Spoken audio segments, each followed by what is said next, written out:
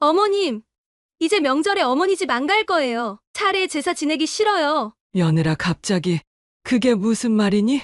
아, 진짜 귀찮아요. 하루 종일 준비하는 제사, 음식 이제 신물 나요. 진짜. 하지만 내가 그동안 그렇게 열심히 제사를 지내더니 그건 집 받기 전 얘기고요. 이제는 제 집인데 제가 편한 대로 살아야죠. 지은아, 내가 이럴 줄은 몰랐구나. 어머님도 이제는 시대가 바뀌었다는 걸 아셔야죠. 옛날처럼 매일 들락거리시면서 저희 생활 간섭하지 마세요. 내가 간섭하다니. 아, 그리고 앞으로 제가 연락드리기 전에는 저희 집에 오지 마세요. 불편해요. 지은아, 전 이만 가볼게요. 아, 그리고 어머님, 제 집 등기부등본 보셨죠?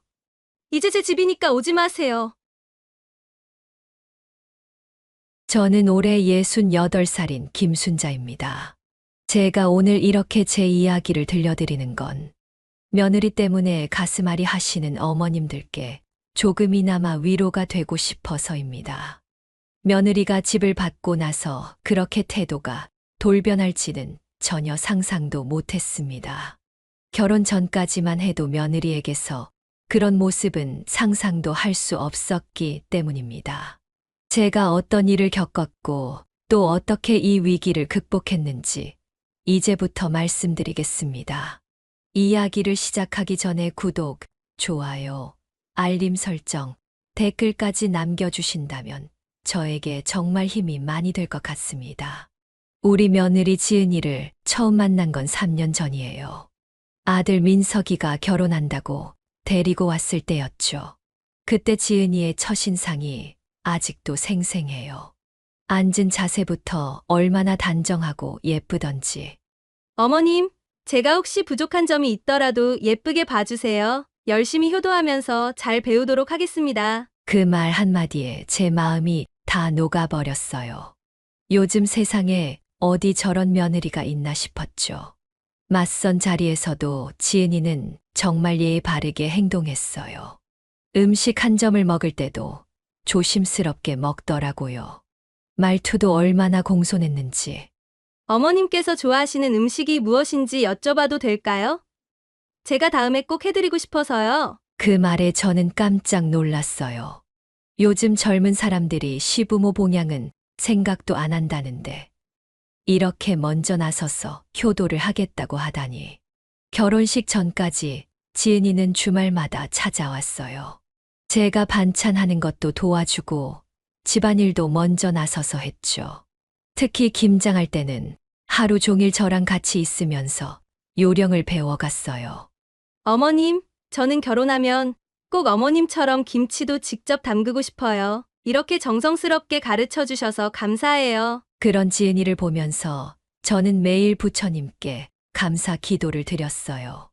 우리 아들이 복이 많아서 이런 며느리를 만났나 보다 싶었거든요.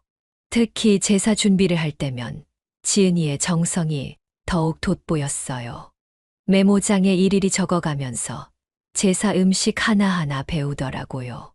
어머님, 제가 결혼하면 제사 음식은 제가 다 준비할게요. 어머님은 편하게 쉬세요. 얼마나 기특했는지 몰라요. 주변 친구들한테 자랑도 많이 했죠. 다들 부러워했어요. 그렇게 결혼식을 올렸고 신혼 첫 달부터 지은이는 정말 말한 대로 했어요. 제사 때마다 하루 전부터 와서 준비하고 제사가 끝날 때까지 한 번도 얼굴을 찌푸리지 않았어요. 작은 빌라였지만 전세로 신혼집을 얻어 살면서도 매주 찾아와서 절 챙겨주더라고요. 반찬도 해다 주고 집안 청소도 하고. 이런 게 바로 진짜 며느리구나. 전 정말 그렇게 생각했습니다. 결혼하고 첫 명절이 다가왔을 때였어요. 다른 며느리들은 다들 친정 먼저 가겠다고 하는데 우리 지은이는 달랐어요. 어머님, 저는 시댁이 먼저예요. 친정은 둘째 날 가면 되죠. 어머님 도와드려야죠. 설날 전날부터 와서 떡국떡도 미리 불리고 준비를 얼마나 꼼꼼하게 하던지. 덕분에 저는 편하게 명절을 보낼 수 있었어요. 특히 기억나는 건 우리 큰동서가 아파서 못 온다고 했을 때예요. 지은이가 먼저 나서서 큰집 목까지 차례상을 준비하겠다고 하더라고요. 어머님, 걱정 마세요. 제가 다 할게요. 큰어머님도 몸이 안 좋으신데 이렇게라도 도와드려야죠. 그 모습을 보면서 저는 눈물이 날 것 같았어요. 요즘 세상에 어디 이런 며느리가 있나 싶어서요. 제사 때도 마찬가지였어요. 지은이는 절대 귀찮은 내색을 하지 않았어요. 오히려 더 열심히 하려고 했죠. 어머님, 이건 어떻게 하는 거예요? 제가 메모해 둘게요. 다음에는 제가 더 잘할 수 있게요. 친정에서도 지은이를 특별히 잘 가르쳤나 봐요. 음식 하나하나 정성을 다해서 했거든요. 제사상을 차리면서도 항상 웃는 얼굴이었어요. 어머님, 우리 시댁 제사 음식이 너무 맛있어요. 저는 이런 전통이 참 좋더라고요. 나중에 제 딸에게도 이렇게 가르쳐 주고 싶어요. 그 말을 들을 때마다 저는 주변 사람들한테 자랑하고 싶었어요. 우리 며느리는 뭐든 배우려고 하고 시댁 일을 자기 일처럼 여긴다고요. 그리고 지은이는 절대 손이 비어 있지 않았어요. 찾아올 때마다 뭔가를 사왔죠. 어머님, 이거 마트 가서 봤는데 어머님 좋아하실 것 같아서 샀어요. 어머님, 이거 건강에 좋다고 해서 한 박스 가져왔어요. 그런데 지금 생각해보면 그때 작은 신호가 있긴 했어요. 한 번은 제가 친구들이랑 모임에서 며느리 자랑을 하고 있는데 어떤 분이 그러시더라고요.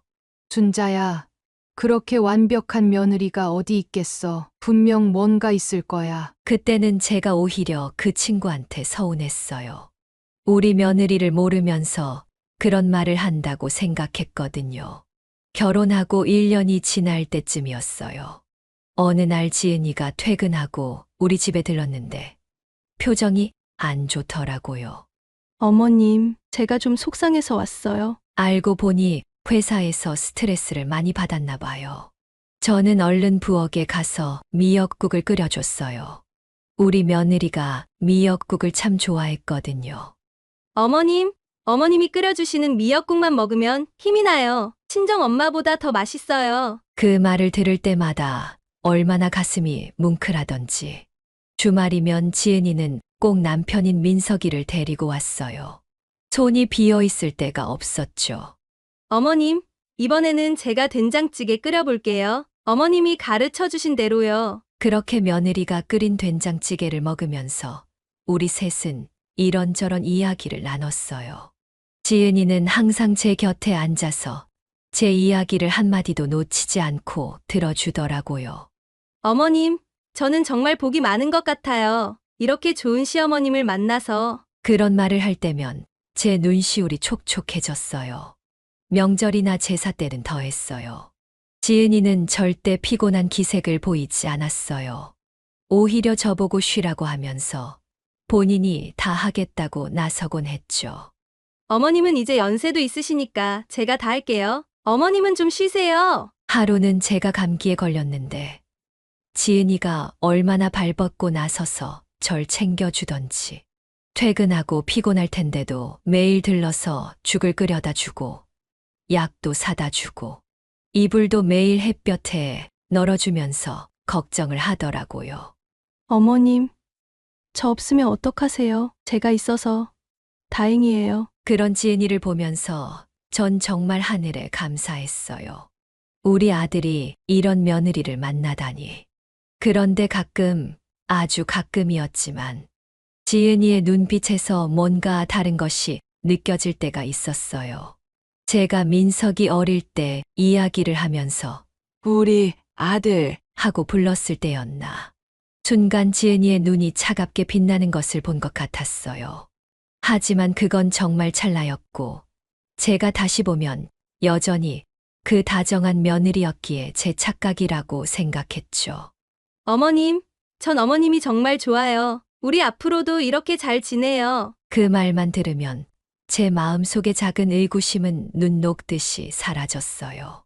하지만 그때 그 차가운 눈빛, 그걸 좀 더 진지하게 받아들였어야 했나 봐요. 그러고 보니 지은이가 은근슬쩍 집 이야기를 꺼냈던 때가 있었어요. 결혼 2년 차에 접어들 무렵이었죠. 어머님, 저희 집은 언제쯤 가질 수 있을까요? 밥을 먹다 말고 지은이가 그런 말을 했어요. 그때 처음으로 제가 지은이의 눈빛에서 뭔가 다른 것을 느꼈던 것 같아요. 하지만 곧바로 지은이가 웃으면서 말했죠. 아이고, 제가 너무 앞서 나갔나요? 어머님, 죄송해요. 전 그냥 어머님 가까이 살고 싶어서 그래요. 그 말에 제 마음이 또 녹아버렸어요. 우리 며느리는 욕심도 없이 시어머니랑 가까이 살고 싶다고 하니 얼마나 기특했겠어요. 명절 때마다 지은이는 더욱 열심히 했어요. 특히 추석 때는 더 했죠. 어머님, 추석에는 음식이 많으니까 제가 전날부터 와서 준비할게요. 어머님은 너무 신경 쓰지 마세요. 그렇게 말하고는 정말 전날부터 와서 밤늦게까지 음식을 준비했어요. 제가 피곤하니 들어가 쉬라고 해도 어머님, 전 아직 젊으니까 괜찮아요. 어머님은 연세가 있으시잖아요. 그냥 저 믿고 주무세요. 그런 지은이를 보면서 저는 자주 생각했어요. 우리 지은이는 천사가 따로 없어. 하지만 이상한 일도 있었어요. 어느 날 제가 우연히 지은이의 휴대폰을 보게 됐는데 친구한테 보낸 카톡이 살짝 보였어요. 시댁에서 힘들어 죽겠어, 유유. 근데 조금만 참자. 곧 우리 집 생길 거야. 순간 제 가슴이 철렁했어요. 하지만 지은이가 그때 들어와서 휴대폰을 얼른 가져가더라고요. 어머님, 제가 어머님 좋아하는 약과 사왔어요. 어머님이랑 같이 먹으려고 일부러 들렀다가 가려고요. 그 환한 미소를 보니 아까 본 게 제 착각인가 싶더라고요. 어쩌면 제가 너무 예민한 건가. 그렇게 또 넘어갔죠.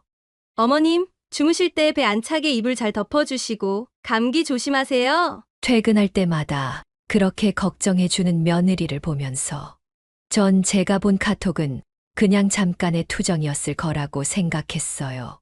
어머님 덕분에 저희가 이렇게 잘 살아요. 어머님이 안 계셨다면 어쩔 뻔했어요. 일이 터진 건 며느리가 우리 집에 왔을 때였어요.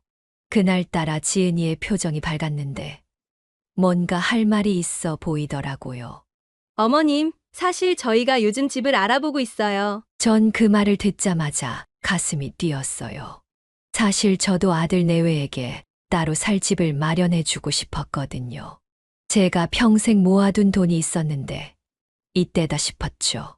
지은아, 사실 어머니가 너희한테 해주고 싶은 말이 있었어. 제가 통장을 꺼내면서 말했어요. 이게 어머니가 평생 모은 돈이야. 이걸로 너희 신혼집을 마련해주고 싶어. 지은이는 그날도 변함없이 공손했어요. 어머님 정말요? 저희가 뭔가 죄송하기도 하고 어머님 그동안 얼마나 고생하셨어요. 눈물까지 글썽이며 제 손을 잡더라고요.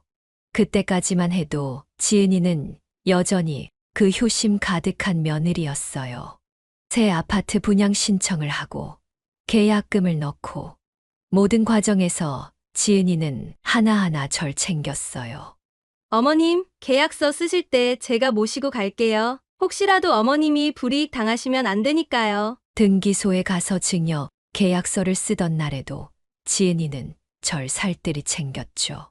어머님, 이런 큰 선물을 주시다니 저희가 평생 잊지 않고 효도하면서 살게요. 하지만 그게 마지막이었어요.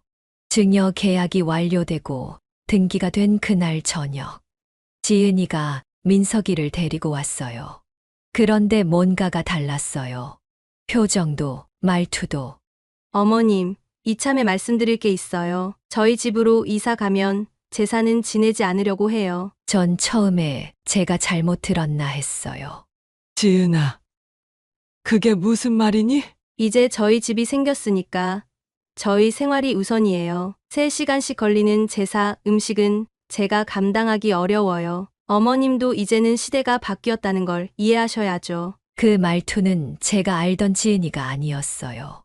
눈빛은 차갑게 가라앉아 있었고 그동안의 공손함은 온데간데 없이 사라져 있었죠.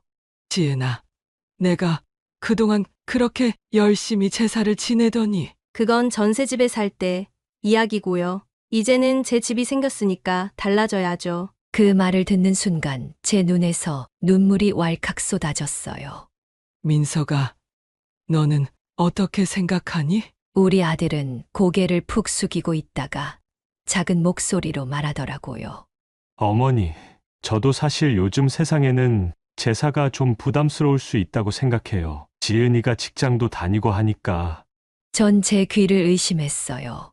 그동안 제사 때마다 어머니, 조상님들께 감사드려야죠? 라고 하던 우리 아들이 어머님, 저희가 매달 용돈은 드릴 테니까요. 대신 제사는 좀. 지은이가 말끝을 흐리면서 민석이를 쳐다봤어요. 마치 여보, 당신도 뭐라고 좀 해요. 하는 눈빛이었죠. 어머니, 지은이 말이 일리가 있는 것 같아요. 요즘은 다들 간소화하고. 그렇게 우리 아들마저 지은이 편을 들었어요. 다음 날부터 지은이의 태도는 더욱 달라졌어요. 전화를 해도 잘 받지 않고 받아도 목소리가 퉁명스러웠죠. 어머님, 저 지금 회사에서 바빠요. 나중에 전화할게요. 그러고는 전화도 안 하고 주말에도 오지 않았어요. 제가 보고 싶다고 하면 어머님, 이사 준비하느라 정신이 없어서요. 짐 정리하고 이것저것 싸느라. 민석이한테 전화해도 마찬가지였어요. 어머니, 저희가 좀 바빠서요. 지은이가 주말에 가구 보러 가자고 해서. 그래도 혹시나 하는 마음에 제가 반찬을 만들어서 갖다 주려고 하면 어머님, 저희 집에 있는 반찬도 못 먹어서 버리고 있어요. 그러지 마세요. 지은이의 말투는 점점 더 차가워졌어요. 더 이상 존댓말도 쓰지 않을 때가 많았고 표정에서는 귀찮아하는 기색이 역력했죠. 아니, 버리더라도 어머니가 정성으로 해온 건데. 민석이가 그렇게 말하려다가 지은이의 눈치를 보더니 입을 다물어 버렸어요. 지은이는 이제 아예 대놓고 절 무시하기 시작했어요. 결정적인 일은 새 집으로 이사하는 날 벌어졌어요. 지은이가 전화로 저한테 이렇게 말하더군요.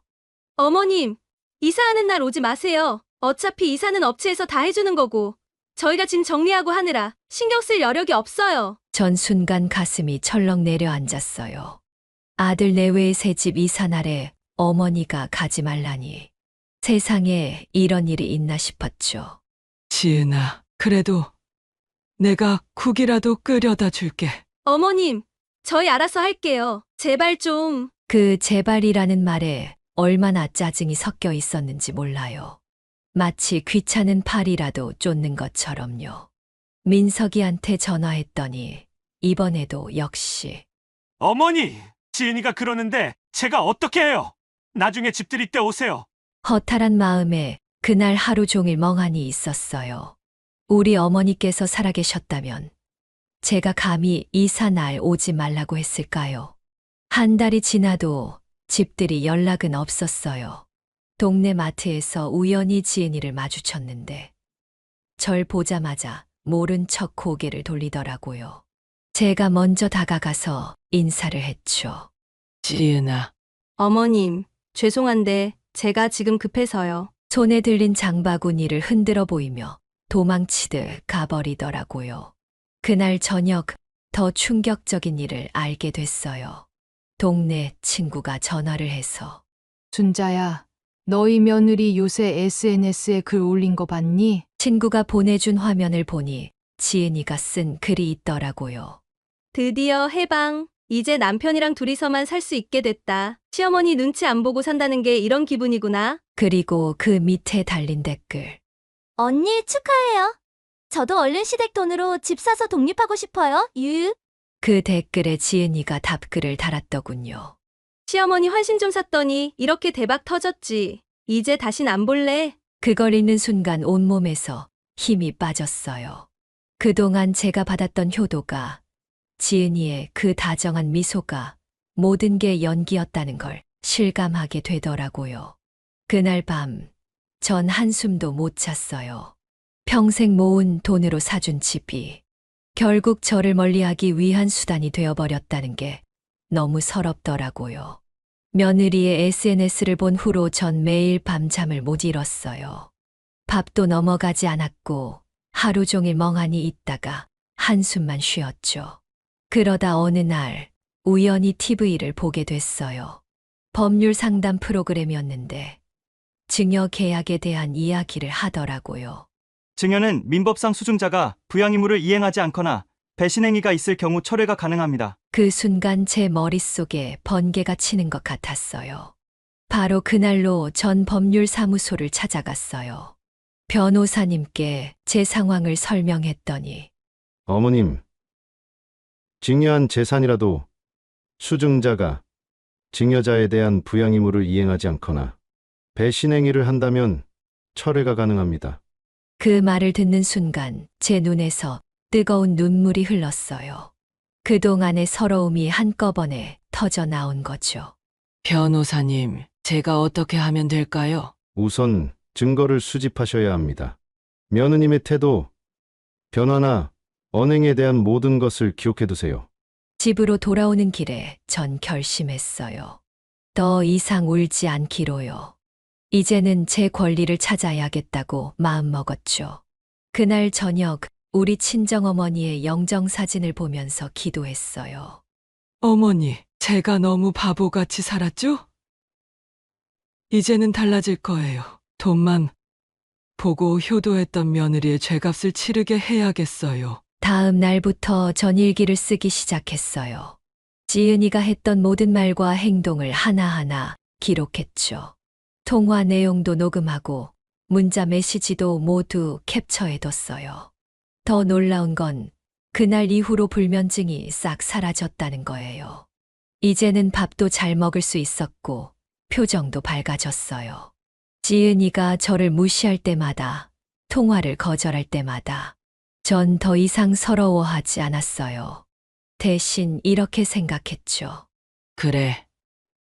너희가 지금 좋다고 닥달하고 무시해라. 어차피 그 집은 내 돈으로 산 거야. 언젠가는 그 집을 다시 찾아올 거야. 며느리의 SNS도 꾸준히 지켜봤어요. 지은이는 계속해서 시어머니를 비하하는 글을 올렸고, 전 그것들을 하나하나 증거로 모았죠.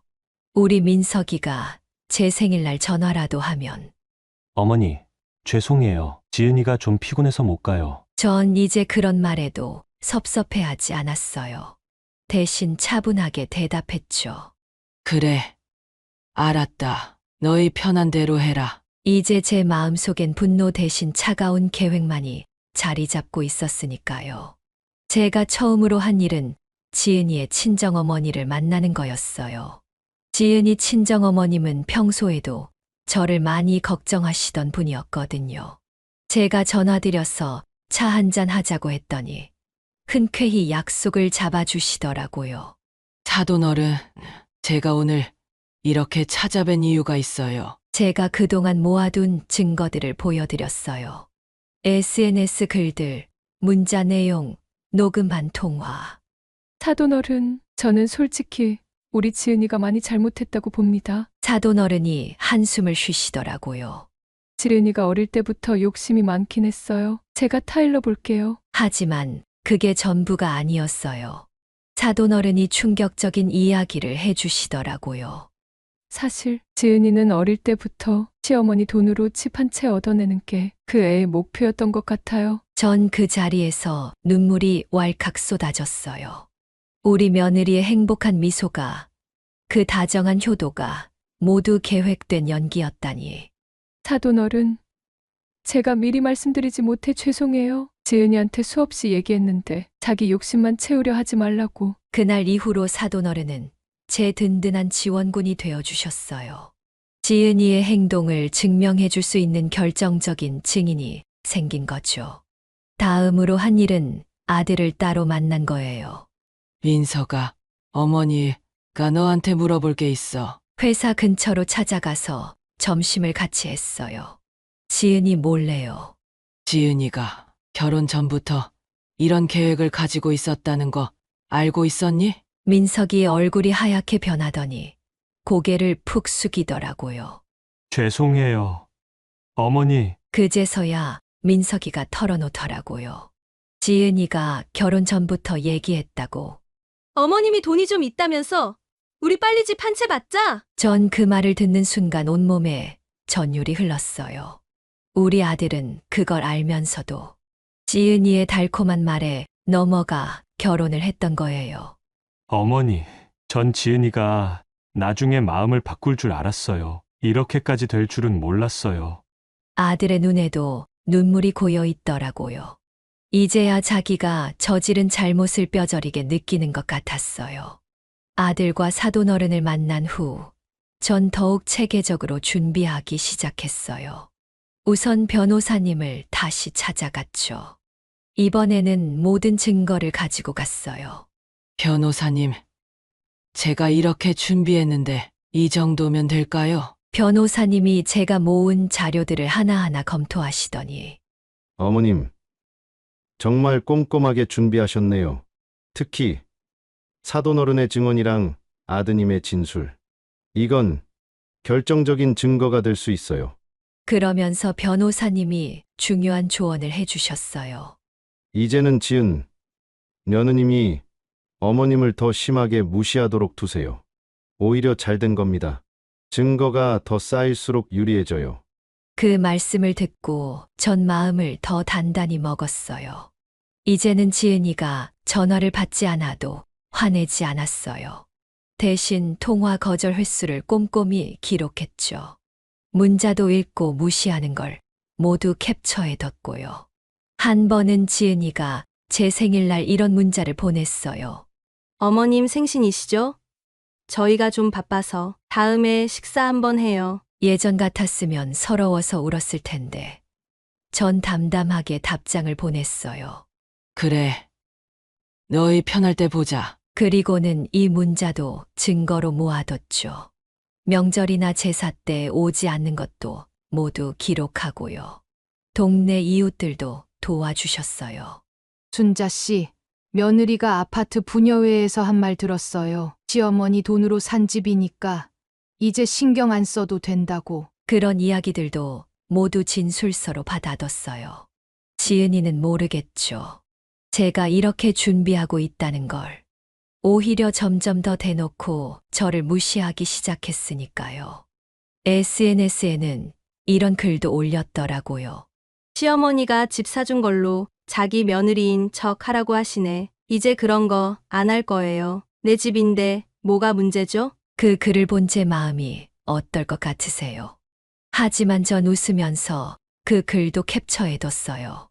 이제는 더 이상 가슴 아파하지 않았으니까요.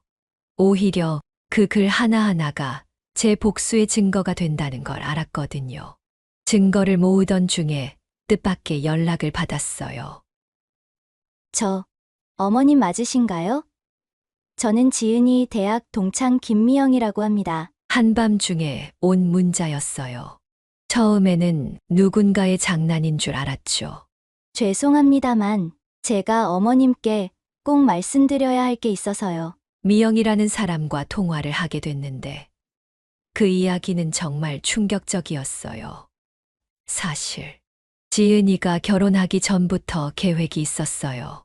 시어머님 돈으로 집 사서 독립하고 그 다음에는 시어머님과 연을 끊겠다고. 알고 보니 지은이는 친구들과 단체 채팅방을 따로 만들어서 거기서 계획을 공유했다는 거예요. 저도 처음에는 지은이의 농담인 줄 알았어요. 근데 결혼하고 나서도 계속 그런 얘기를 하는 거예요. 시어머니 한심 사서 집부터 받아내자. 등기 이전만 되면 그때부터는 내 맘대로 할 거야. 미영 씨가 메시지로 예전 채팅방 내용을 보내줬어요. 지은이가 한 달 전에 저희 단체 채팅방에서 나갔는데 채팅 내용이 그대로 남아있어요. 제가 캡처해서 보내드릴게요. 채팅방에는 지은이의 생생한 속마음이 드러나 있었어요. 작전 성공.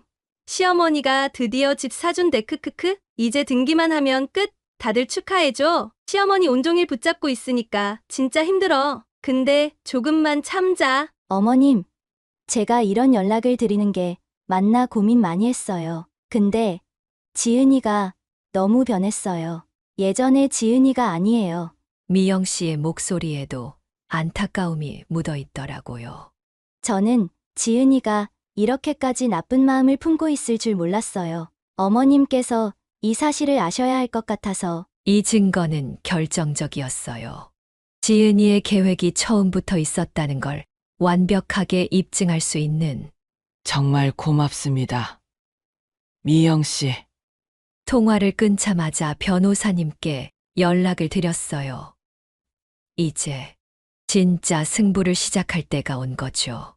미영 씨가 보내준 채팅방 캡처본을 보고 변호사님은 굉장히 고무적인 반응을 보이셨어요. 어머님, 이건 정말 결정적인 증거네요. 처음부터 계획된 일이었다는 걸 입증할 수 있는. 하지만 변호사님은 한 가지 더 조언을 해주셨어요. 증거는 충분하지만 혹시 지은님이 이 증거를 부인할 수도 있어요. 채팅방 내용이 조작된 거라고 주장할 수도 있죠. 그래서 저희는 더 확실한 준비를 하기로 했어요. 미영 씨가 채팅방에 있던 다른 친구들한테도 연락을 했더니 2명이 더 증언을 해주겠다고 하더라고요. 저희가 법정에서 직접 증언하겠습니다. 지은이가 결혼 전부터 이런 계획을 가지고 있었다는 걸.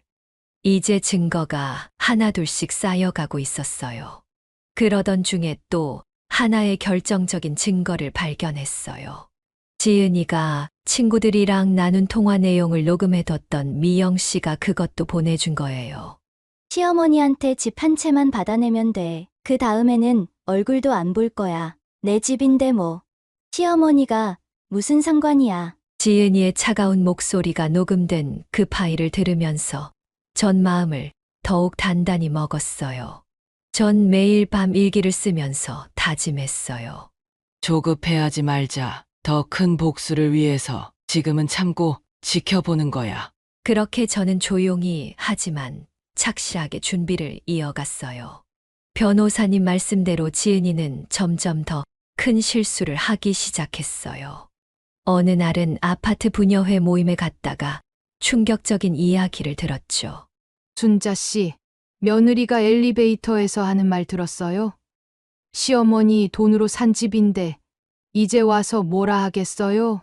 하면서. 부녀회 회장님이 CCTV 영상까지 보여주시겠다고 하더라고요.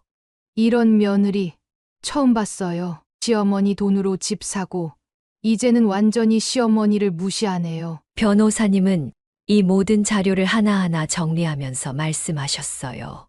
어머님, 이제 거의 다 모였습니다. 지은님의 본심이 여기 다 드러나 있네요. 전 이제 더 이상 가슴 아프지 않았어요. 오히려 마음이 더 단단해졌죠.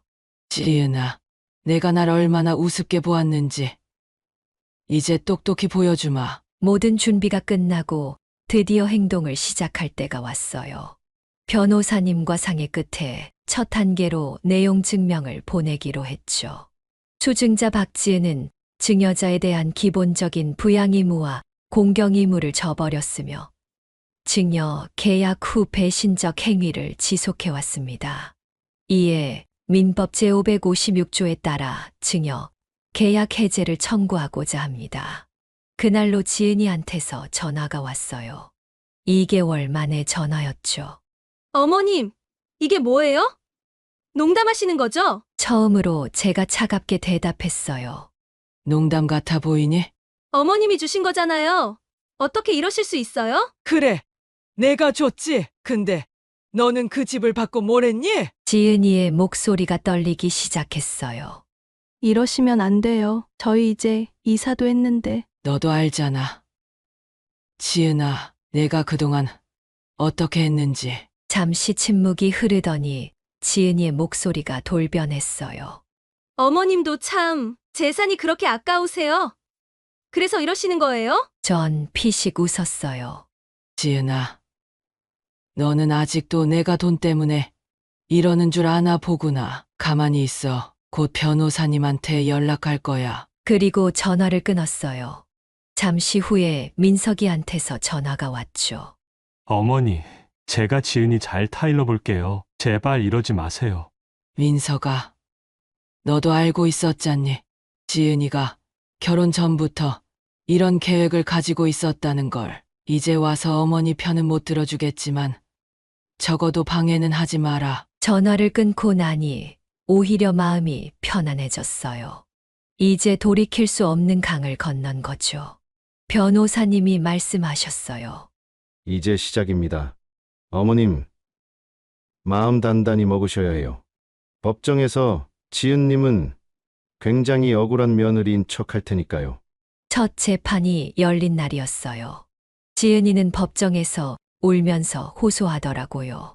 저는 시어머님을 친어머님처럼 모셨어요. 다만 직장 생활하느라 자주 찾아뵙지 못한 것뿐인데 이렇게까지 하시다니. 지은이 변호사도 나섰죠.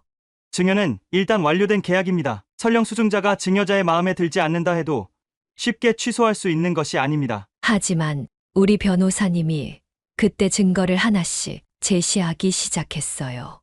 먼저 SNS 게시물이었죠.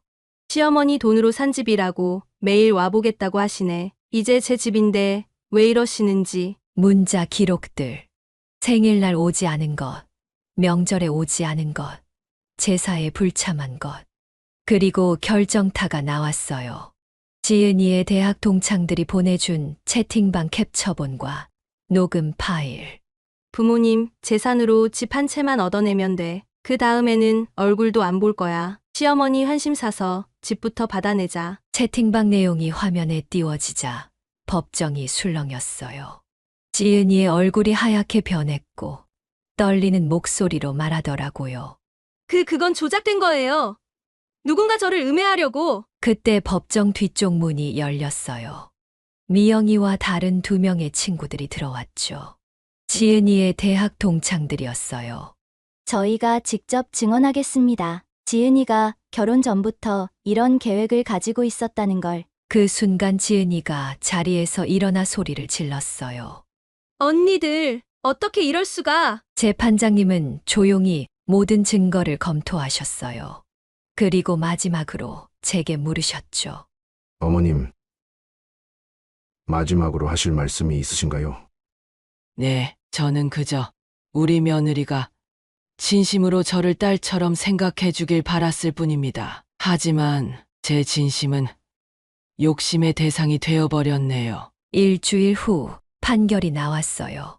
피고 박지은은 원고에 대한 기본적인 부양 의무와 공경 의무를 저버렸으며 증여 계약 체결 전부터 원고를 기만할 목적으로 허위 감정을 표현한 것이 명백히 입증되었습니다. 재판장님의 목소리가 법정에 울렸어요. 이에 본 재판부는 원고의 증여 계약 해제 청구를 인용하며 피고는 해당 부동산의 소유권을 원고에게 이전하라는 판결을 선고합니다. 그 순간 지은이가 자리에서 일어나 오열을 하더라고요. 어머님, 제발 이러지 마세요. 저희가 잘못했어요. 하지만 전 더 이상 마음이 약해지지 않았어요. 지은아, 너는 내 돈으로 산 집을 가지고 나를 무시했어. 이제 와서 눈물을 보여도 소용없어. 민석이도 울면서 제 손을 잡았어요. 어머니, 저희 어디로 가야 하나요? 그건 내가 결정할 일이지. 난 그저 내 것을 되찾았을 뿐이야. 그날 저녁 집에 돌아와서 문득 거울을 봤어요. 제 얼굴에 옅은 미소가 있더라고요. 이건 단순한 복수가 아니었어요. 돈만 보고 효도했던 며느리에게, 그리고 그걸 알면서도 방관했던 아들에게 주는 인생의 교훈이었죠. 사돈 어른께 전화가 왔어요. 정말 죄송합니다. 제가 딸을 잘못 키웠나 봅니다. 아니에요. 사돈님, 지은이가 앞으로 이걸 교훈 삼아 더 나은 사람이 됐으면 좋겠어요. 며칠 뒤에 들으니 지은이와 민석이는 작은 전셋집을 얻어 이사를 갔다고 해요. 이제 그 집은 제 명의로 다시 돌아왔어요. 전 그 집을 팔지 않기로 했어요. 언젠가 지은이가 진정으로 잘못을 뉘우치고 진심으로 효도하고 싶다는 마음이 생긴다면 그때 다시 줄 수도 있으니까요. 하지만 그건 먼 훗날의 이야기겠죠. 판결이 난 지 한 달이 지났어요. 어느 날 민석이가 퇴근길에 찾아왔어요. 많이 수척해진 모습이었죠. 어머니, 지은이가 많이 달라졌어요. 아들 말로는 지은이가 매일 밤 울면서 반성한다고 했어요. 한 번은 새벽에 일어났는데 지은이가 거실에서 혼자 펑펑 울고 있더라고요. 제가 왜 우냐고 물으니까 민석이의 목소리가 떨렸어요. 자기가 얼마나 어리석었는지 이제야 알겠대요.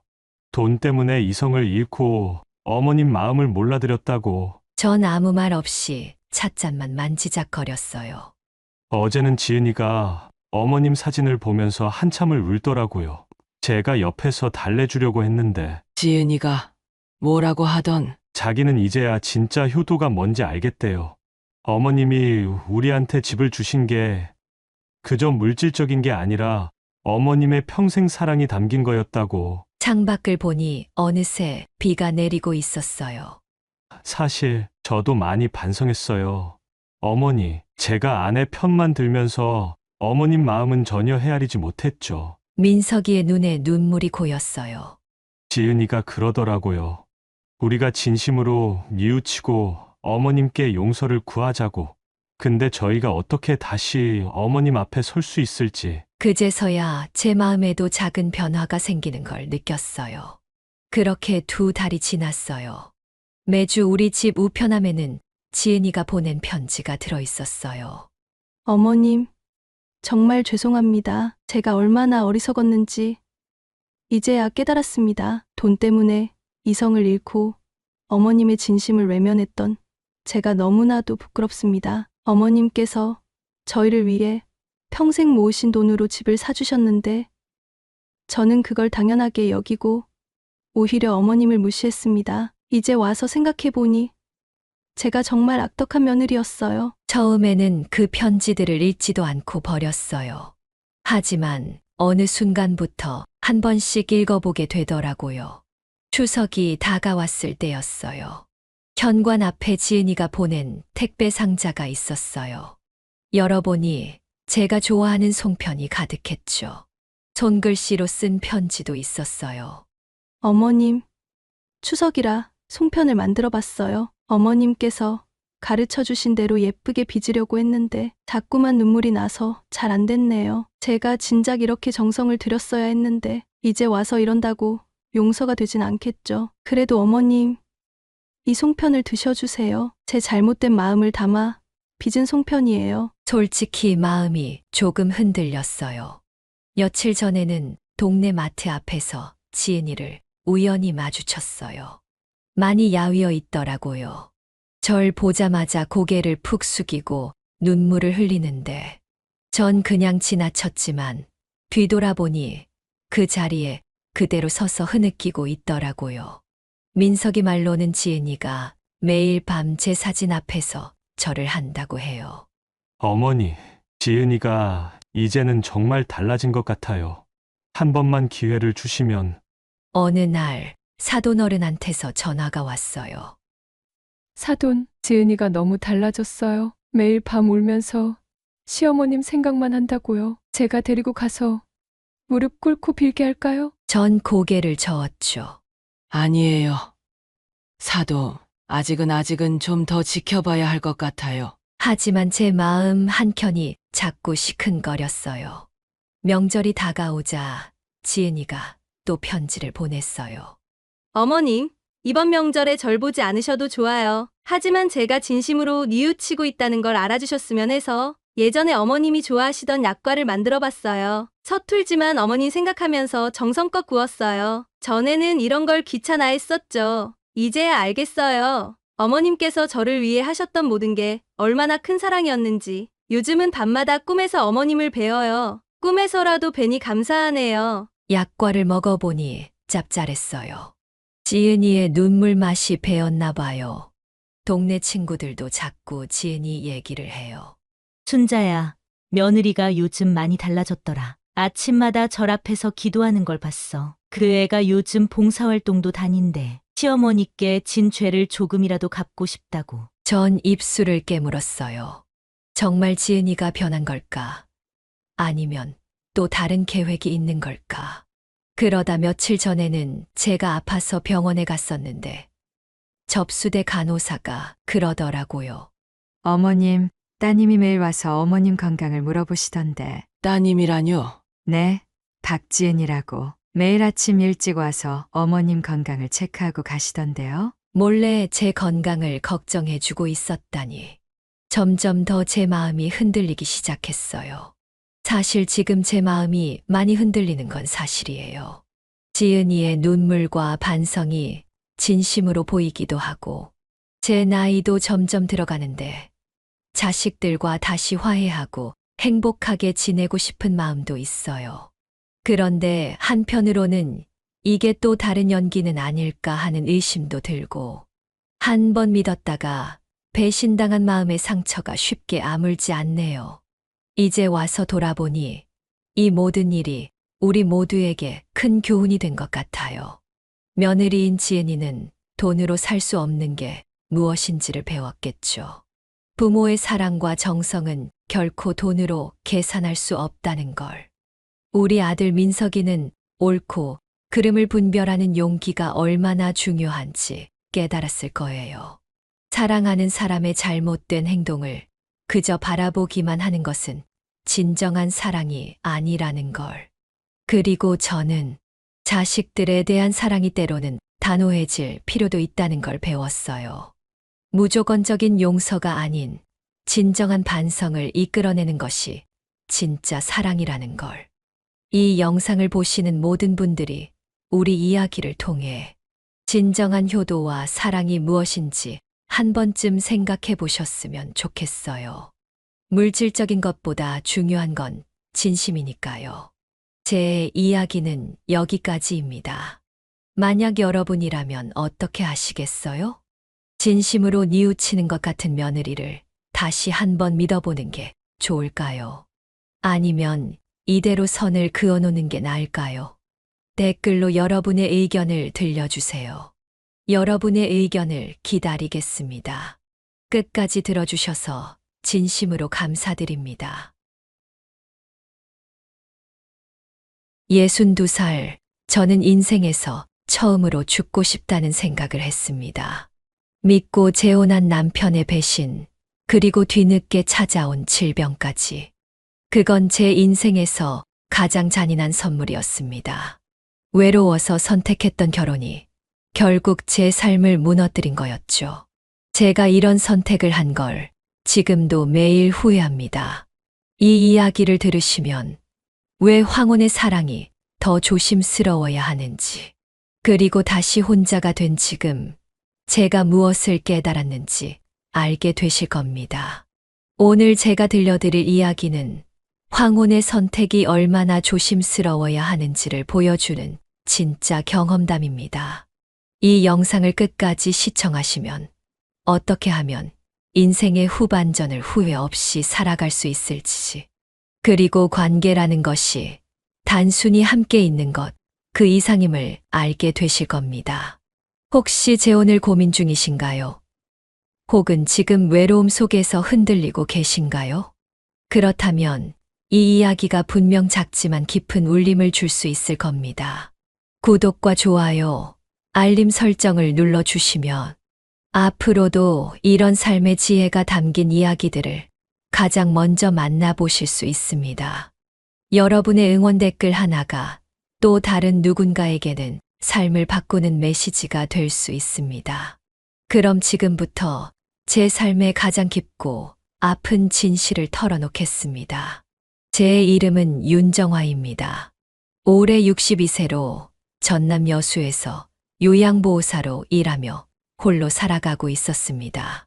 첫 번째 남편과는 20년 전에 이혼을 했고, 그 후로는 줄곧 혼자 살면서 일에만 매진해 왔습니다. 요양원에서 어르신들을 돌보는 일이 제게는 천직이라고 생각했거든요. 남의 아픔을 보듬어주는 일이 저에게도 힐링이 되었으니까요. 그렇게 평범하게 살아가던 중 5년 전 우연한 기회에 정기환 씨를 만나게 되었습니다. 당시 57세였던 그는 전직 경찰관으로 30년간 근무하다 명예퇴직한 후 작은 보안업체를 운영하고 있었습니다. 키 175cm의 단단한 체격, 무뚝뚝하지만 속 깊은 사람이었죠. 첫인상부터 든든함이 느껴지는 남자였습니다. 우리가 처음 만난 곳은 여수 돌산대교 근처의 작은 카페였습니다. 공통 지인의 소개로 만났는데 처음에는 서로 어색했지만 이야기를 나누다 보니 참 많은 공통점이 있었어요. 둘 다 첫 결혼에서 상처를 받았고 자식들은 각자 독립해서 살고 있었으며 무엇보다 외로움을 달래줄 동반자를 찾고 있었거든요. 기완 씨는 황혼의 나이라고는 믿을 수 없을 만큼 젊은 마음을 가지고 계셨어요. 경찰 출신답게 의젓하고 책임감이 강했으며 저를 한 명의 여성으로 존중해주는 모습이 참 인상적이었습니다. 첫 번째 남편은 제가 30대 때부터 저를 하녀처럼 대했는데 기완 씨는 달랐어요. 6개월간의 만남 끝에 우리는 재혼을 결정했습니다. 주변에서는 나이 들어서 무슨 결혼이냐며 반대하는 사람들도 있었지만 저희는 확신했어요. 서로를 의지하며 남은 인생을 함께 하겠다고 말이죠. 기완 씨가 정화야, 우리 이제 진짜 행복하게 살자. 라고 말했을 때 제 마음은 꽃밭처럼 따뜻해졌습니다. 결혼 후 우리는 순천 근교의 작은 전원주택으로 이사했습니다. 앞마당에는 고추며 상추를 기르고 뒷뜰에는 감나무와 매실나무가 있는 소박하지만 아늑한 보금자리였어요. 저는 여수에서 순천까지 출퇴근하느라 조금 힘들었지만 기완 씨와 함께하는 일상이 너무 행복했습니다. 아침이면 기완 씨가 직접 끓여주는 된장찌개와 갓 지은 밥으로 하루를 시작했고 저녁에 집에 돌아오면 항상 현관문 앞에서 기다리고 계셨어요. 오늘 하루 어땠어? 라며 제 어깨를 주무르며 안부를 묻는 그의 모습에서 저는 진정한 부부애를 느꼈습니다. 이런 평범한 일상이 제게는 기적 같은 선물이었거든요. 기완 씨와 저는 매주 토요일이면 빠뜨리지 않고 순천 문화의 거리로 데이트를 나갔습니다. 그곳에는 작은 갤러리들과 아기자기한 카페들이 즐비해서 나이 든 부부에게는 더없이 좋은 산책 코스였거든요.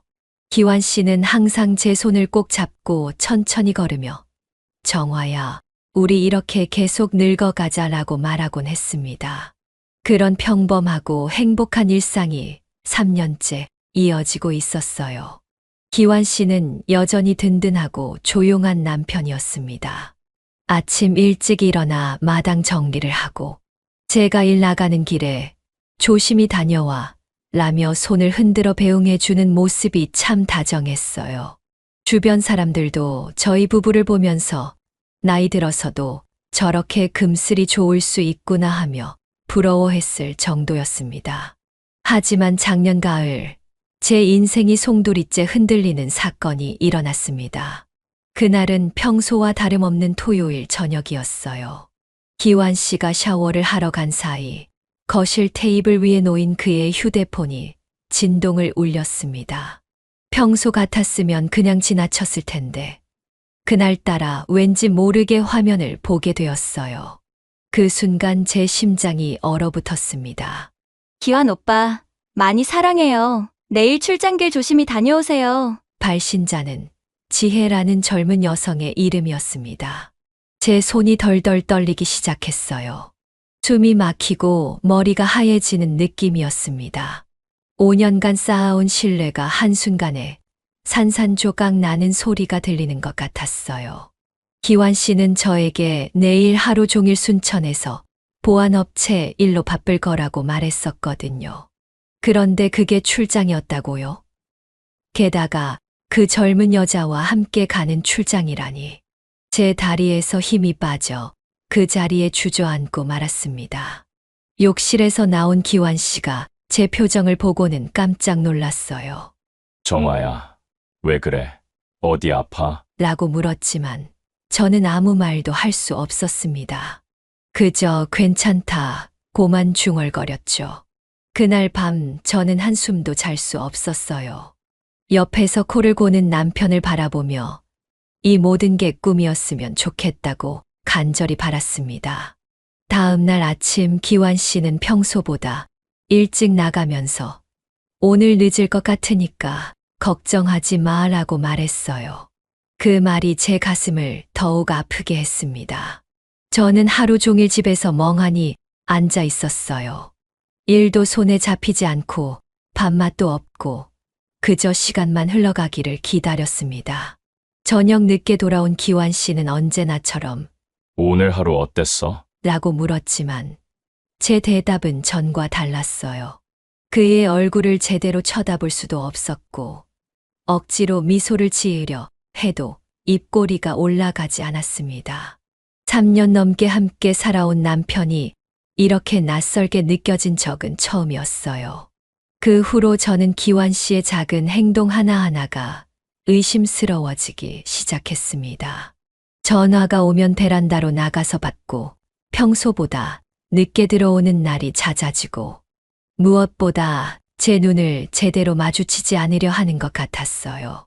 알면서도 모르는 척해야 하는 그 고통이 얼마나 큰지 경험해보지 않은 분들은 모르실 거예요. 그 충격적인 문자를 본 후 저는 며칠 동안 평정심을 되찾으려 애썼습니다. 혹시 제가 오해한 건 아닐까?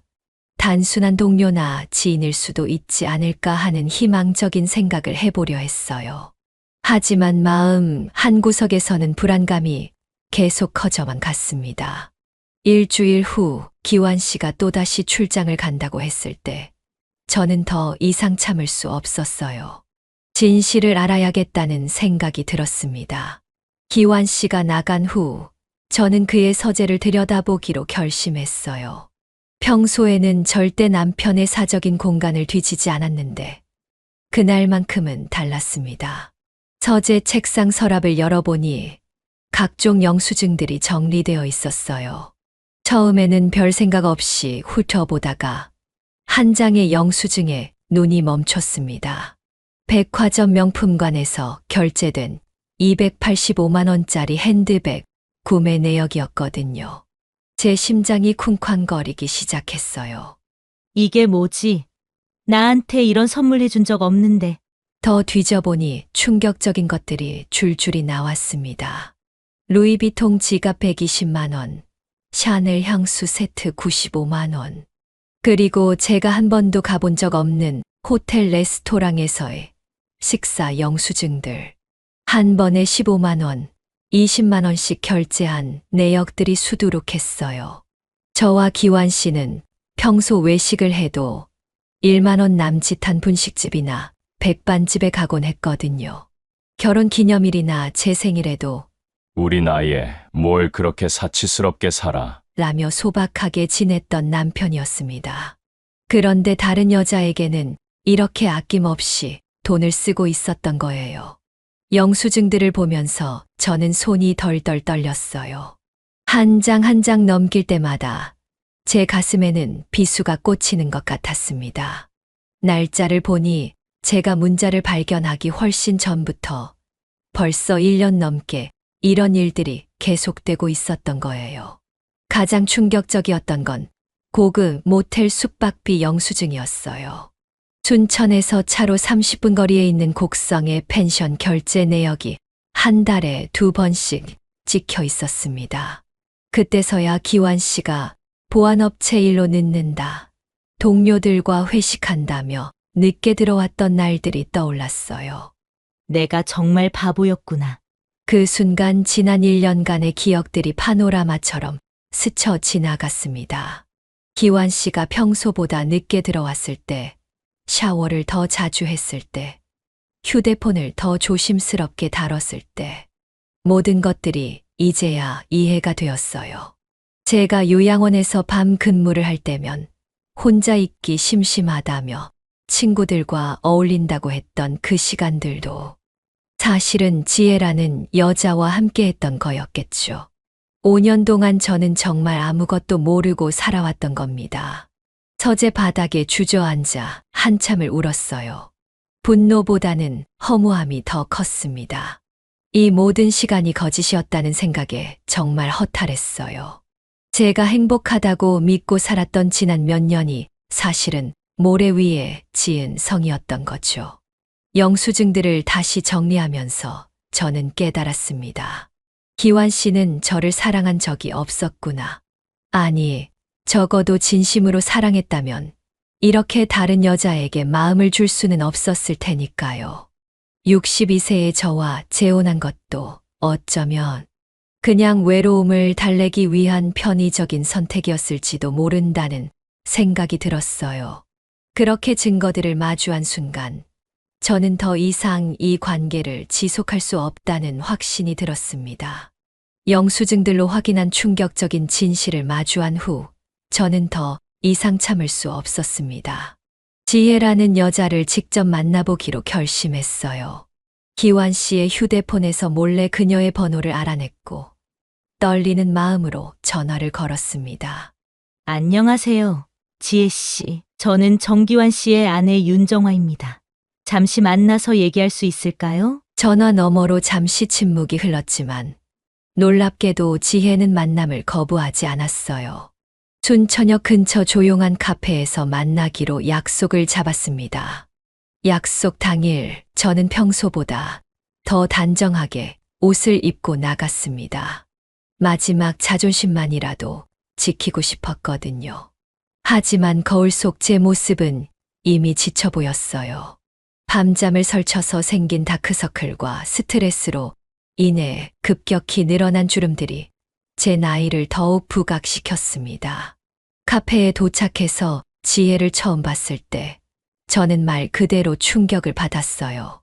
그녀는 제가 상상했던 것보다 훨씬 젊고 아름다웠습니다. 20대 후반 정도로 보이는 그녀는 긴 생머리에 단정한 원피스를 입고 있었고 화장도 자연스럽게 해서 정말 예뻤어요. 안녕하세요, 윤정화 선생님. 만나서 반갑습니다. 지혜의 목소리는 맑고 상냥했습니다. 이런 목소리에 기완 씨가 반했을 거라는 생각이 들면서도 한편으로는 제가 얼마나 초라한지 실감이 났어요. 지혜 씨, 제가 왜 만나자고 했는지 알고 계시죠? 네, 짐작이 됩니다. 기완 오빠와 저희 관계에 대해서 말씀하시려는 거겠죠? 지혜는 예상외로 담담했습니다. 죄책감이나 당황한 기색이 전혀 보이지 않았어요. 오히려 제가 더 긴장하고 있는 것 같았습니다. 지혜 씨, 솔직히 말씀드릴게요. 기완 씨는 제 남편이에요.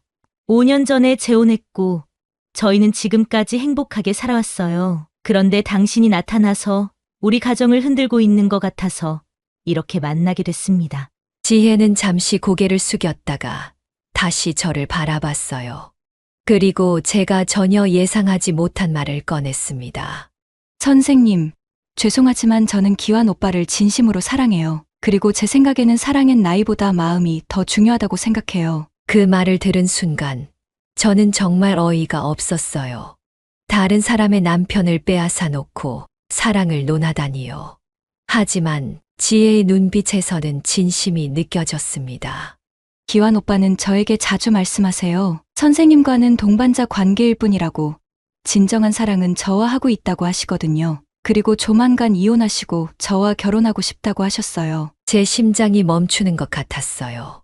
기완 씨가 저를 그렇게 생각하고 있었다니. 동반자 관계라니. 5년간 제가 느꼈던 사랑과 행복은 모두 일방적인 착각이었던 걸까요? 선생님, 정말 죄송합니다. 하지만 저는 기완 오빠 없이는 살 수 없어요. 그분도 저를 선택하셨고요. 나이 차이는 문제가 되지 않아요. 저희는 서로를 깊이 이해하고 있거든요. 지혜는 마지막까지 자신의 입장을 굽히지 않았습니다. 오히려 당당했어요. 저는 더 이상 할 말이 없었습니다. 설득할 수도 없고 화를 낼 수도 없었어요. 그저 무력감만 느꼈습니다. 카페를 나오는 길에 지혜가 마지막으로 한 말이 아직도 귓가에 맴돕니다. 선생님, 기완 오빠가 진정 행복해하는 건 저와 함께 있을 때예요. 그것만은 확실해요. 집으로 돌아가는 택시 안에서 저는 소리 없이 울었습니다. 제가 완전히 패배했다는 생각이 들었어요. 나이도 외모도 그리고 기완 씨의 사랑까지도 모두 잃었다는 절망감이 밀려왔습니다. 지혜와의 만남 이후 며칠이 지나면서 저는 몸에 이상한 변화가 생기기 시작했다는 걸 느꼈습니다. 처음에는 단순히 스트레스 때문이라고 생각했어요. 하지만 점점 심해지는 증상들을 무시할 수 없었습니다. 가장 먼저 느낀 건 손에 힘이 빠진다는 것이었어요. 요양원에서 어르신들을 돕다가 갑자기 손에서 힘이 쭉 빠져서 물컵을 떨어뜨린 적이 있었거든요. 처음에는 요즘 너무 힘들어서 그런가 보다 하고 넘겼는데 그런 일이 자꾸 반복되더라고요. 집에서도 마찬가지였어요. 설거지를 하다가 그릇을 놓친다거나 반찬을 만들 때 숟가락을 제대로 잡지 못해서 흘리는 일이 잦아졌습니다. 기완 씨가 요즘 왜 이렇게 덤벙거려? 라고 물을 때마다 저는 괜찮다고 대답했지만 속으로는 불안했어요. 더 심각한 건 걸음걸이였습니다. 평소 빠릿빠릿하게 걷던 제가 점점 느려지더니 나중에는 발이 땅에 붙어 있는 것처럼 무거워졌어요. 요양원에서 복도를 걸을 때도 다른 직원들보다 한참 뒤처지게 되었고 계단을 오르내릴 때는 난간을 꼭 잡아야 했습니다. 어느 날은 현관문 앞에서 넘어질 뻔한 일도 있었어요. 그때 기완 씨가 깜짝 놀라며 저를 부축해 주었는데 그의 얼굴에 진짜 걱정하는 기색이 보였어요. 아무리 다른 여자와 바람을 피우고 있다고 해도 5년 동안 함께 산 아내가 아프면 걱정이 되는 모양이었습니다. 정화야, 이상하다. 병원에 한번 가보자. 처음에는 거부했어요. 단순한 스트레스일 거라고, 며칠 쉬면 괜찮아질 거라고 했죠. 하지만 증상이 더 심해지면서 결국 병원 신경과를 찾게 되었습니다. 의사 선생님은 제 걸음걸이를 유심히 보시더니 여러 가지 검사를 받아보자고 하셨어요.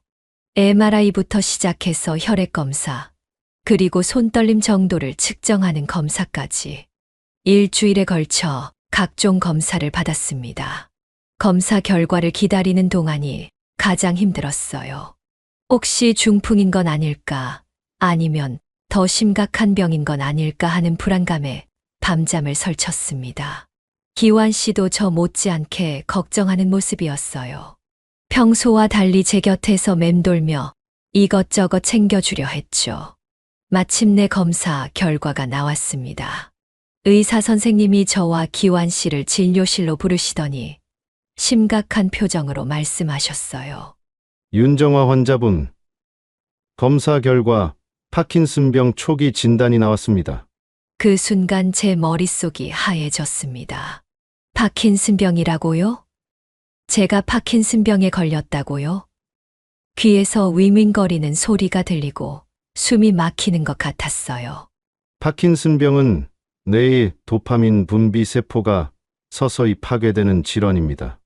완치는 어렵지만 초기에 발견된 만큼 약물 치료와 재활운동을 병행하면 진행 속도를 늦출 수 있어요. 의사 선생님의 설명이 계속 이어졌지만 저는 제대로 듣지 못했어요. 그저 파킨슨병이라는 단어만 머릿속에서 맴돌았습니다. 이제 62세인 제가 파킨슨병 환자가 되었다니. 기완 씨는 옆에서 제 손을 꼭 잡으며 우리가 함께 이겨내자고 말했지만 저는 복잡한 감정에 휩싸였어요. 고마우면서도 한편으로는 씁쓸했습니다. 지혜라는 젊은 여자와 바람을 피우던 남편이 이제 아픈 아내를 돌봐야 하는 상황이 된 거잖아요.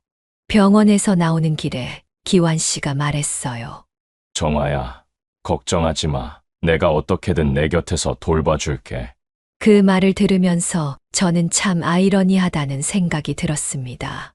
제가 건강할 때는 다른 여자에게 마음을 주던 사람이 제가 아프니까 돌봐주겠다고 하다니요.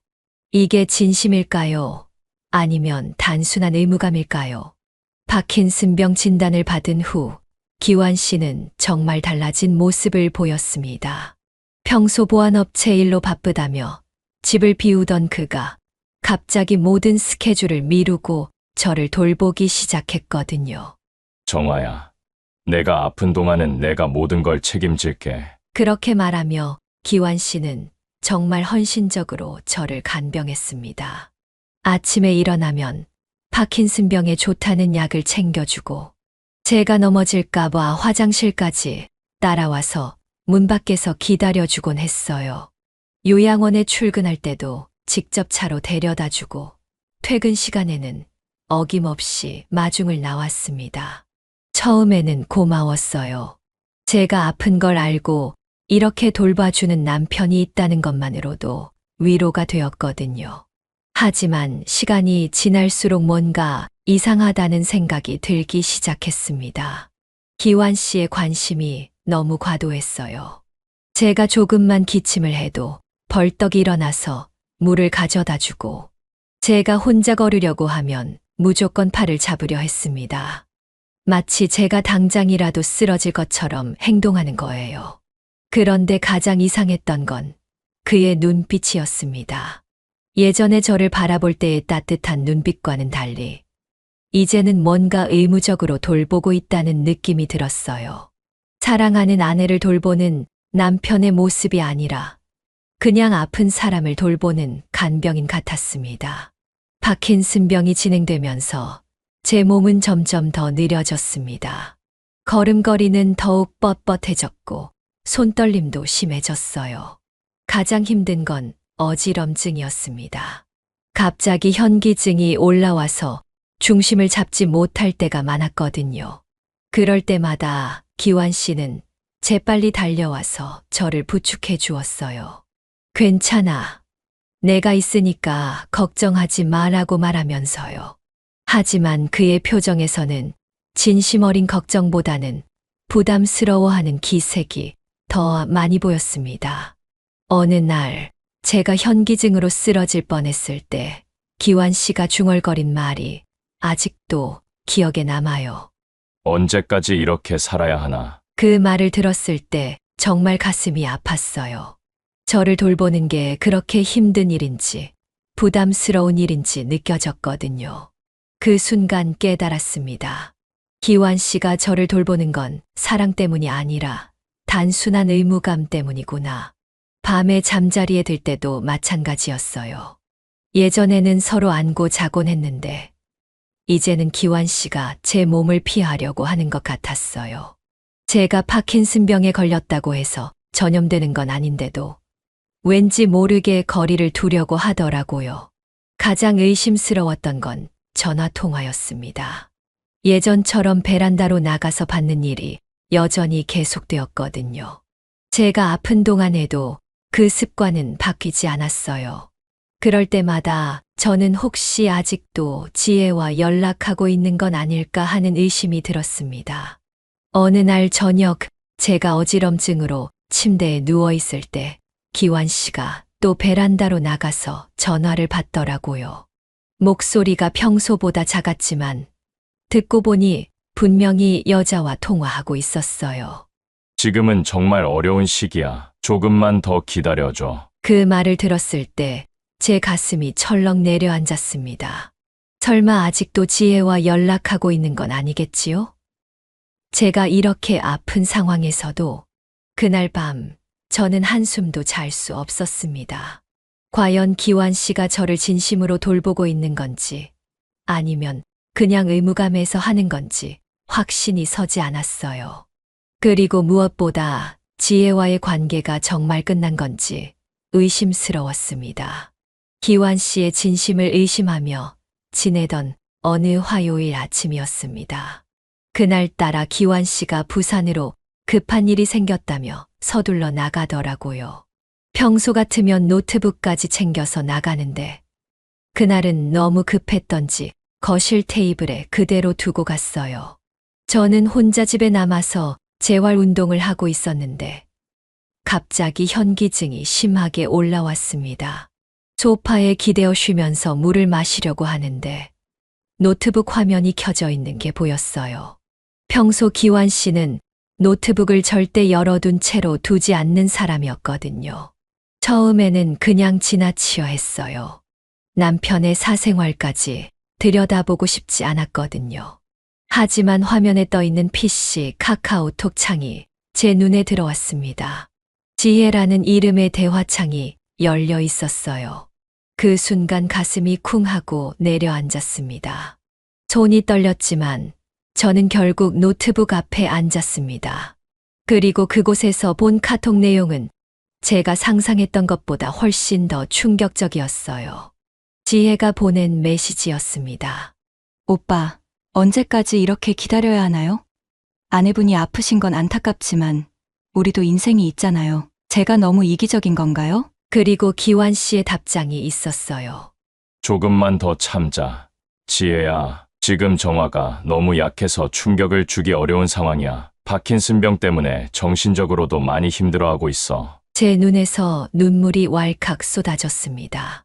그 다음 문장이 더 가슴 아팠어요. 하지만 약속은 지킬게. 정화 상태가 조금 안정되면 그때 이혼 얘기를 꺼낼 거야. 너와 함께할 미래를 포기할 생각은 없어. 사랑해. 카톡 대화를 더 읽어보니 이런 대화가 몇 달째 계속되고 있었던 거예요. 제가 파킨슨병 진단을 받은 이후에도 그들은 꾸준히 연락을 주고받고 있었고 심지어 만나기도 했던 모양이었습니다. 특히 충격적이었던 건 지난주 일요일자 대화였어요.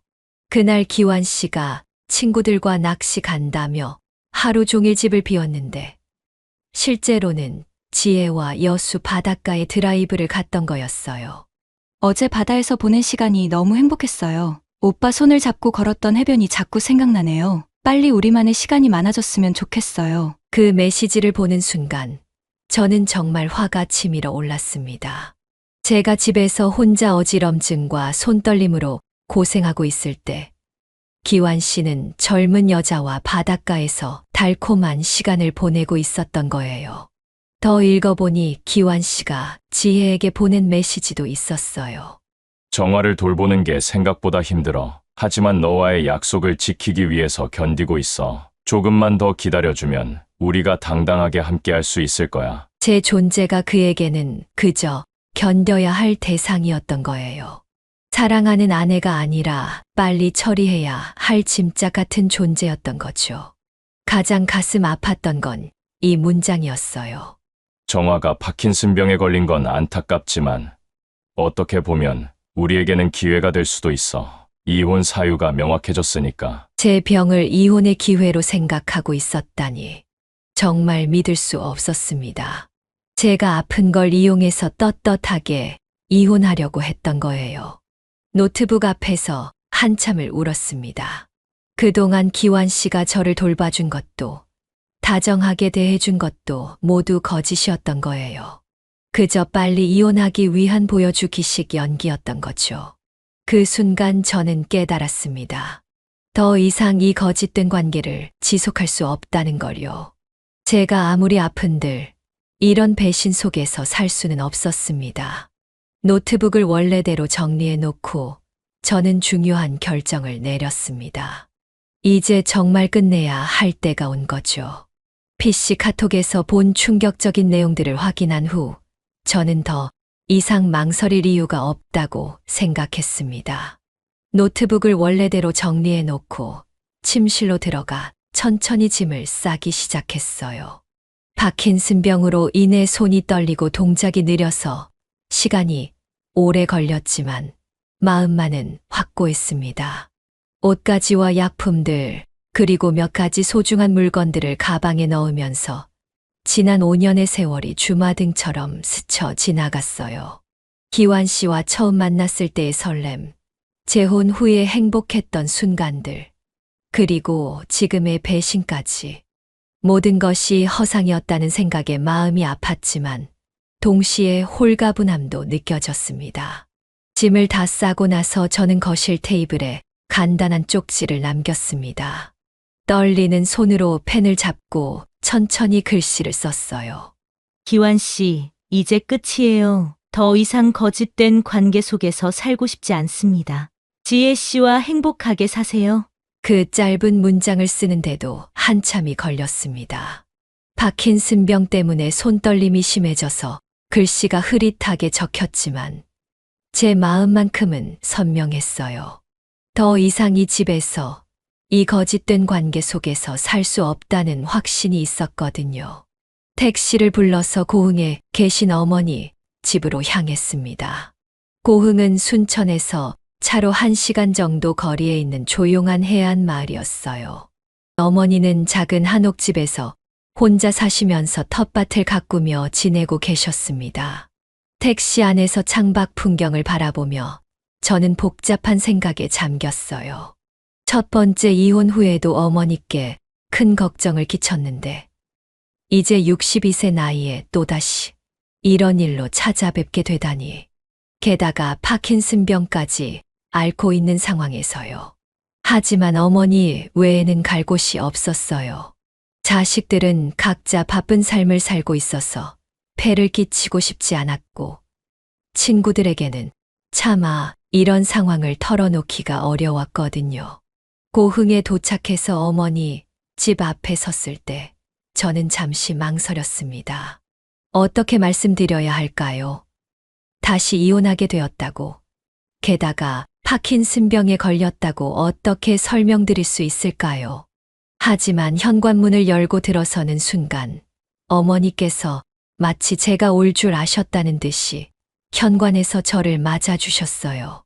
제 얼굴을 보시더니 아무 말씀도 하지 않으시고 저를 따뜻하게 안아주셨습니다. 엄마, 그 한마디와 함께 제 눈에서 눈물이 왈칵 쏟아졌어요. 어머니의 품 안에서 저는 어린아이가 된 것처럼 한참을 울었습니다.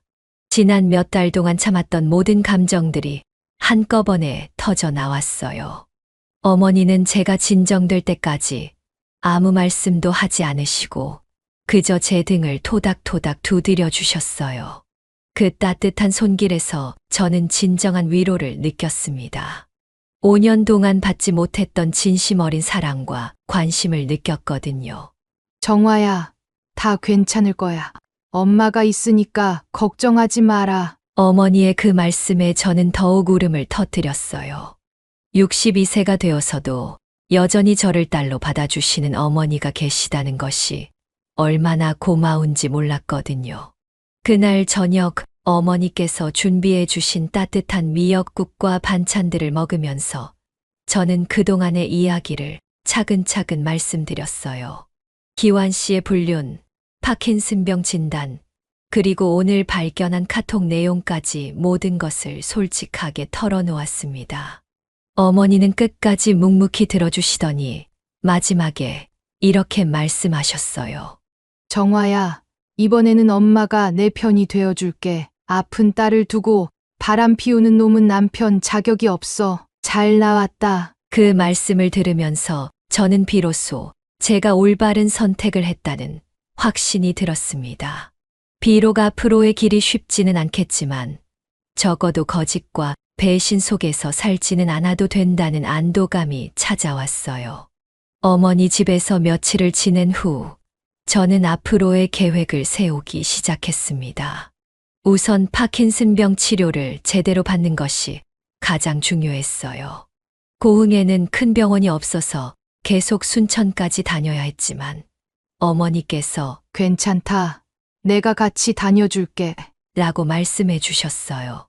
일주일에 2번씩 순천대학교 병원 신경과에 다니면서 약물 치료를 받기 시작했습니다. 의사 선생님께서는 파킨슨병이 초기 단계라서 꾸준히 치료받으면 진행 속도를 많이 늦출 수 있다고 희망적인 말씀을 해주셨어요. 무엇보다 스트레스를 줄이는 것이 중요하다고 하시더라고요. 스트레스가 파킨슨병에는 가장 좋지 않은 요소입니다. 마음의 평안을 찾는 것이 치료에 큰 도움이 될 거예요. 의사 선생님의 말씀을 듣고 보니 기환 씨와 헤어진 것이 제 건강에는 오히려 도움이 되었을지도 모른다는 생각이 들었어요. 더 이상 거짓된 관계에서 받는 스트레스는 없어졌으니까요. 재활치료도 본격적으로 시작했습니다. 물리치료사 선생님과 함께 걷기 연습부터 시작해서 손가락 운동, 발음 연습까지 다양한 재활 프로그램에 참여했어요. 처음에는 몸이 말을 듣지 않아서 답답했지만 점점 나아지는 모습을 보면서 희망을 갖게 되었습니다. 특히 도움이 된 것은 파킨슨병 환우회에 참여한 것이었어요. 저처럼 파킨슨병을 앓고 있는 분들과 만나면서 서로의 경험을 나누고 격려하는 시간이 정말 소중했습니다. 저보다 먼저 이 병을 앓으신 분들이 천천히 하면 된다며 용기를 주셨어요. 환우회에서 만난 김순자 선생님은 파킨슨병을 앓은 지 10년이 넘었는데도 밝고 긍정적으로 사시는 모습이 인상적이었어요. 병과 함께 살아가는 법을 배우면 된다고 말씀하시며 항상 웃음을 잃지 않으셨거든요. 고흥에서의 생활도 점점 안정되어 갔습니다. 어머니와 함께 작은 텃밭을 가꾸며 상추와 배추를 키우고 바닷가, 산책로를 천천히 걸으면서 마음의 평화를 찾아갔어요. 파킨슨병 때문에 걸음이 느리긴 했지만 서두를 필요도 없고 누구 눈치를 볼 필요도 없어서 오히려 편안했습니다. 무엇보다 변한 건 제 마음가짐이었어요. 더 이상 누군가를 위해 가면을 쓰고 살 필요가 없어졌으니까요. 기완 씨와 살 때는 항상 좋은 아내가 되려고 노력했고 그의 눈치를 보며 살았는데 이제는 저 자신을 위해 살 수 있게 되었어요. 한 달이 지날 무렵 저는 작은 결심을 했습니다. 예전에 하던 요양보호사 일을 다시 시작해보자는 거였어요. 물론 파킨슨병 때문에 예전만큼 활발하게 일할 수는 없겠지만 제 경험을 살려서 다른 어르신들을 돕고 싶었거든요. 고흥군에 있는 작은 주간보호센터에서 파트타임으로 일할 기회를 얻었어요. 센터장님께서 제 상황을 이해해 주시면서 천천히 하셔도 된다고 배려해 주셨습니다. 일주일에 3일 하루 4시간씩 일하면서 어르신들과 함께 시간을 보내는 것이 저에게는 큰 기쁨이었어요. 어르신들 중에는 저보다 더 심한 병을 앓고 계신 분들도 많았어요. 그분들을 돌보면서 저는 제가 얼마나 많은 것을 가지고 있는지 깨달았습니다. 건강한 어머니, 평화로운 일상, 그리고 무엇보다 거짓 없는 진실한 삶을 살 수 있다는 것 말이에요. 재활치료를 받으며 일을 하고 어머니와 함께 소소한 일상을 보내는 시간들이 쌓여가면서 저는 점점 예전의 건강한 모습을 되찾아가고 있었습니다. 물론 파킨슨병이 완치되는 건 아니지만 병과 함께 살아가는 법을 배워가고 있었어요. 더디지만 확실하게 저는 제 삶을 되찾아가고 있었습니다. 62세에 시작하는 새로운 인생이었지만 이번에는 진실하고 당당하게 살아갈 수 있다는 확신이 있었어요. 고흥에서 평화롭게 지낸 지 2달 정도 되었을 때 기완 씨로부터 연락이 왔습니다. 처음에는 문자부터 시작되었어요.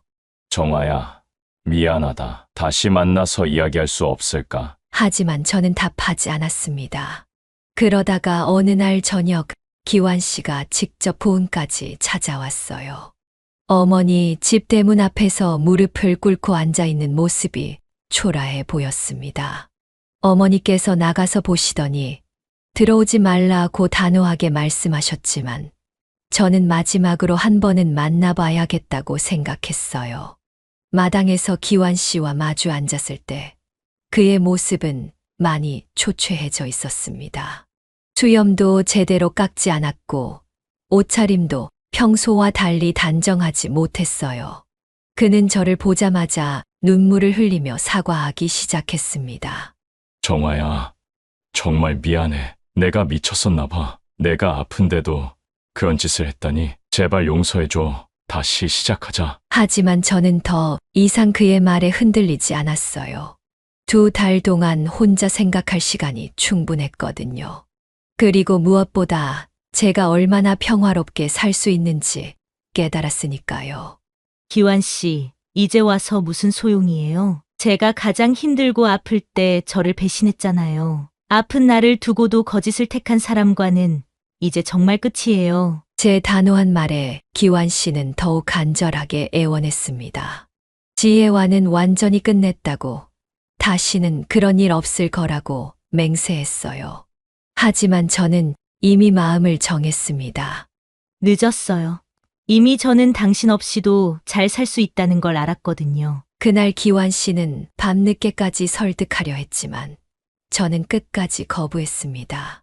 결국 그는 돌아갔고 저는 본격적으로 이혼 절차를 진행하기로 결심했어요. 이번에는 제대로 된 변호사를 선임했습니다. 춘천에서 유명한 가정 전문 변호사님을 찾아가서 제 상황을 자세히 설명했어요. 기완 씨의 불륜 증거들, PC 카톡 내용, 그리고 제가 파킨슨병 환자라는 의료 기록까지 모든 자료를 준비했습니다. 변호사님께서는 이 정도면 충분히 유리한 조건으로 이혼할 수 있습니다. 라고 말씀하셨어요.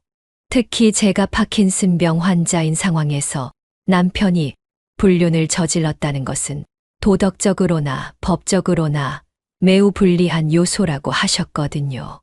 이혼 조정 과정에서 기완 씨는 계속 합의를 원했지만 저는 철저하게 제 권리를 주장했습니다. 재산 분할은 물론이고 정신적 피해에 대한 위자료도 요구했어요. 변호사님께서 이런 경우에는 당당하게 요구하는 게 맞다고 조언해 주셨거든요. 그런데 이혼 절차가 진행되는 중에 더욱 충격적인 사실을 알게 되었어요. 지혜라는 여자가 기완 씨와 헤어진 이유가 알고 보니 지혜는 처음부터 기완 씨의 경제적 능력 때문에 접근했던 거였습니다. 이혼으로 기완 씨의 재산이 반으로 줄어들고 위자료까지 지급해야 하는 상황이 되자 그녀는 갑자기 연락을 끊어버린 거죠. 기완 씨는 저를 잃고 지혜마저 떠나자 완전히 절망에 빠졌다고 들었어요. 친구를 통해 전해 들은 바로는 술에 의존하며 비참하게 지내고 있다더군요. 그 순간 저는 묘한 기분이 들었어요. 복수가 이뤄진 것 같기도 하고 한편으로는 허무하기도 했거든요. 결국 몇 달간의 법적 절차를 거쳐서 이혼이 성사되었습니다. 춘천의 전원주택은 매각해서 반으로 나누기로 했고 기완 씨의 퇴직금 일부와 함께 상당한 금액의 위자료를 받을 수 있었어요. 그 돈으로 고흥에 작은 집을 마련하고 나머지는 파킨슨병 치료비와 생활비로 사용하기로 했습니다.